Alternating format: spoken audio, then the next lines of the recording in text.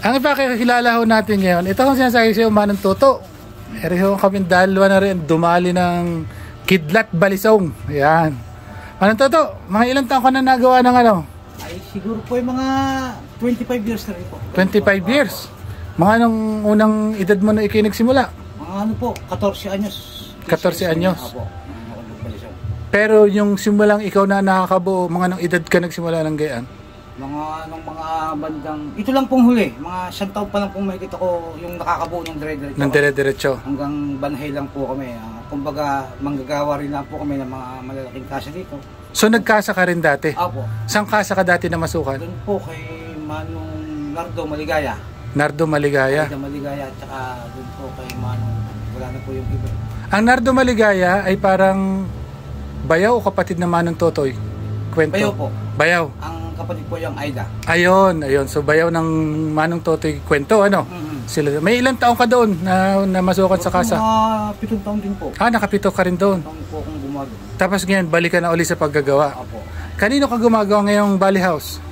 Bali kay Ate Lisa po. Doon po ako nagsusunod. Lisa Villanueva, Balisong. Okay. So parang siya ang ginagawan mo, special man o Special o semi-special. semi-special? Ganun po. Sa'yo siya tumatakbo ng ano. So, may asawa na? Meron po. Ilan? Isa lang. Oo.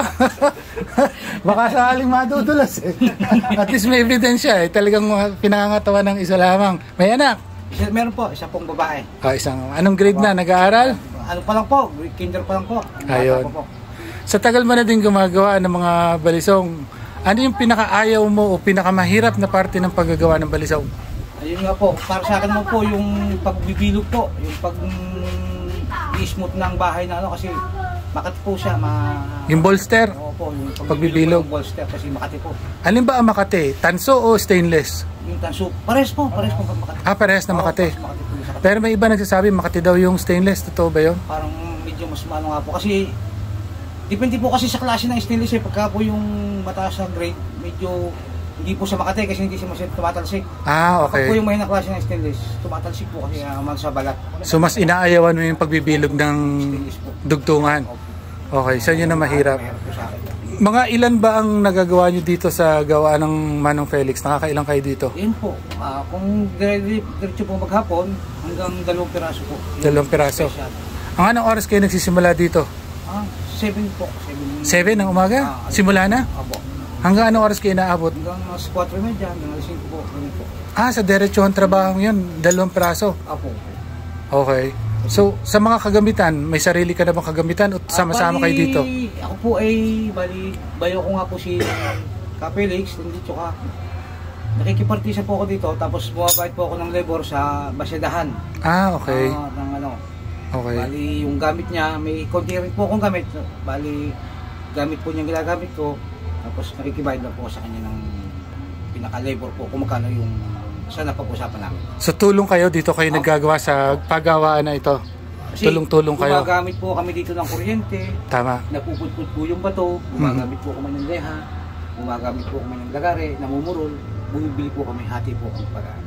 Okay. So tulong-tulong na lang kayo sa panglagay dito sa gawaan? Yung mga consumables na gamit. Okay. Opo, yung tulad ng kikil, namumurol po yan. Kailangan namin provide. Nabanggit ni Manong Felix sa pag-uusap namin na hamon daw yung mga wala nang sumusunod na manggagawa. Yun nga po, malaking problema. Talaga bang wala nang gustong sumunod? Sa ngayon po talaga, yung may mga hinihimok ng bata, parang ayaw na po. Ano kaya ang iniaayaw nila? Yun nga po kasi isa rin sa ano, yung hirap ng paggagawa. Yung hirap? Kapag hindi po kayo talaga taga rito, tapos hindi nyo napapanood yung araw-araw na ginagawa. Basta laki pupunta dito gusto nyo mag-aral yung isang tupa nyo lang. Years bago ma-develop ang paggagawa ng balisong, bago mo mapaganda. Yun yung hamon talaga. Tsaka yung pag-ano po, kailangan po dito. Kaya nga, naparaming salamat po sa inyo. Dinala nyo po kami ng filter. Special na may filter kasi po yan po para sa aming seguridad, safety namin. Sa aming mata, sa aming napakaking bagay po nun. Kaya salamat po. Ay, walang bagay yun. At sa kapatiran, tutulungan tayo. Kung mag-aaral ba, ang katulad ko isang walang alam, sa palagay mo yung mga ano kayang gaano katagal kaya bago matuto? Taon? Bago kayo matuto. Bago mo perfecto yung ginagawa nyo? Ngayon, kung talagang porskidot, araw-araw nandito, araw-araw, siguro mga 3 buwan, makakabuo.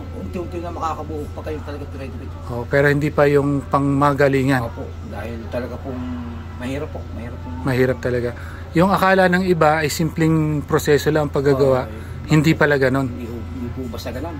Na katulad sabi mo, kayo ngang experience na ay dalawa lang ang kaya niyong gawin sa isang araw.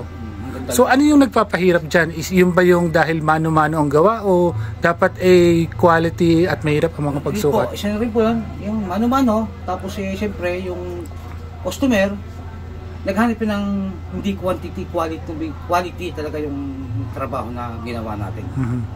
Kaya po, dahan-dahan lang po namin ginawa. Hanggat maaari po, iniiwasan namin na sa vlog yung aming ginagawa. Dahil ano nga po, buwabayad po sila ng magandang presyo.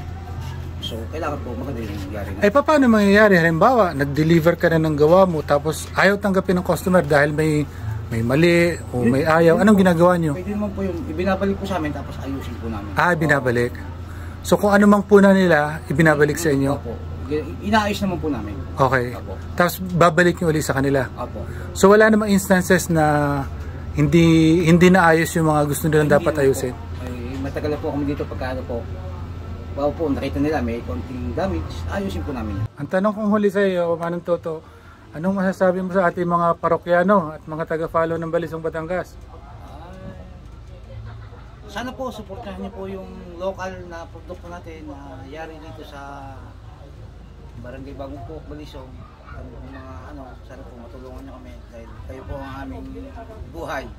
Kung wala po kayo, baka wala na rin po kami. Ayun. Yung po ating maiksi interview sa Manong Toto Kapul. Gumagawa po siya sa Lisa Villanueva, Balisong. Manong Toto, maraming salamat. Maraming salamat po, mga kapatiran.